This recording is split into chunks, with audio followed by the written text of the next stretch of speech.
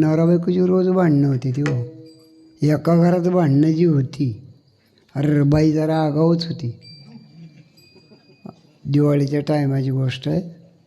नवरा घरात आलेल्या त्या बाईनं नवऱ्याच्या पायावर बशी आणली, इळी मारली, जळतं कोती कोदीत मारलं, लाकूड मारलं, चाळणी मारली, इळा खुरपं हाणलं, चाळणी मारली, हातोडा न्याल, ओलातनं मारलं, लाटणं मारलं, पायावर तवा आदळला, काथवट आदळली.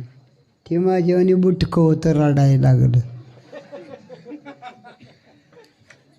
एका बाजूला गेलो, कोपऱ्यात मोबाईल काढला आणि सासऱ्याला फोन लावला. मामा, गोड बोलून केसानं गळा कापला, कसलं फळ पदरात बांधलंय माझ्या. सासरा म्हणला